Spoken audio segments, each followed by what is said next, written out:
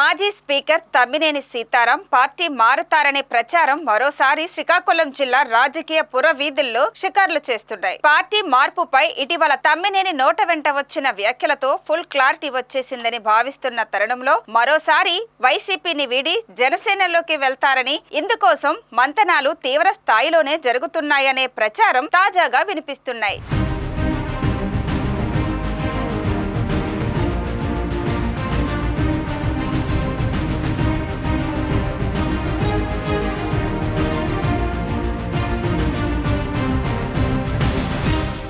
AP రాజకీయాల్లో ఎప్పుడు ఏం జరుగుతుందో చెప్పలేం. ఇటీవల జరుగుతున్న కీలక పరిణామాలు కొన్ని సందర్భాలలో రాజకీయ విశ్లేషణకు సైతం అంచనాలకు అందలేకపోతున్నాయి. అందుకు ఉదాహరణే మాజీ స్పీకర్ తమ్మినేని సీతారాం పార్టీ వీడతారనే ప్రచారం. ఈ ప్రచారం తామర తంపర్లుగా రాజకీయ పురవీధుల్లో షికార్లు చేసి చివరకు తమ్మినేని నోట వెంట వచ్చిన వ్యాఖ్యలతో ఫుల్ క్లారిటీ వచ్చేసిందని అంతా భావిస్తున్న తరుణంలో వారం తిరగక ముందే మరోసారి ఆయన జనసేన పార్టీలోకి వెళ్తారని ప్రచారం మొదలైంది. ఉమ్మడి తెలుగు రాష్ట్రంలో తమ్మినేని సీతారాం ఒక సీనియర్ నేతగా పేరుంది. టీడీపీ ఆవిర్భావ నేతల్లో ఈయన కూడా ఒకరు. అనూహ్య పరిస్థితుల్లో టీడీపీని వీడి వైసీపీకి దగ్గరైన తమ్మినేనిని జగన్ స్పీకర్ హోదాలో కూర్చోబెట్టారు.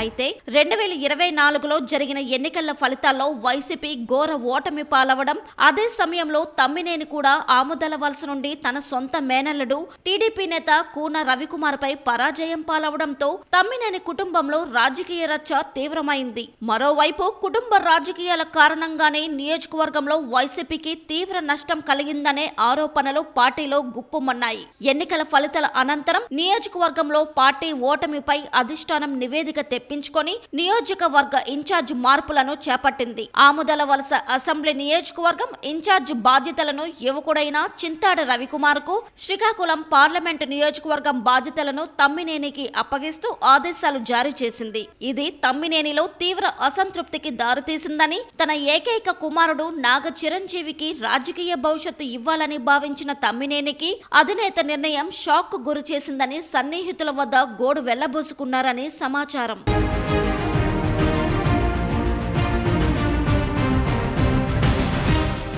ఇదిలా ఉండగా కుమారుడి అనారోగ్యం కారణంతో గత 2-3 నెలలుగా వైసీపీ కార్యక్రమాలకు తమ్మినేని దూరంగా ఉండడంతో నియోజకవర్గంలో ప్రచారాలు విస్తృతంగా సాగాయి. ఓటమి తర్వాత కనీసం తన కుమారుడికి నియోజకవర్గ బాధ్యతలు అప్పగించాలని అధిష్టానాన్ని కోరినా అధినాయకుడు జగన్ అంగీకరించలేదట.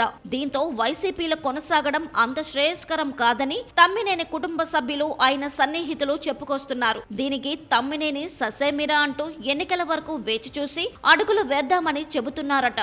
అయినా కుటుంబ సభ్యులు ఒత్తిడితో తమ్మినేని కాస్త మెత్తబడి తన కుటుంబంతో సన్నిహిత సంబంధాలు కొనసాగిస్తున్న వారిని పిలిపించి మంతనాలు జరుపుతున్నట్లు సమాచారం. దీనిపై మరికొద్ది రోజుల్లోనే స్పష్టత వచ్చే అవకాశాలున్నాయని రాజకీయ వర్గాలు భావిస్తున్నాయి. తమ్మినేని కుటుంబం జనసేన వైపే మొగ్గు చూపిస్తున్నట్లు తెలుస్తుంది. పవన్ జిల్లాల పర్యటనలో భాగంగా ఫిబ్రవరి లేదా మార్చిలో జరగనున్న జనసేన ప్లీనరీ సమావేశాల అనంతరం ఈ రాజకీయ సన్నివేశం ఉంటుందని రాజకీయ విశ్లేషకులు అంచనా వేస్తున్నారు.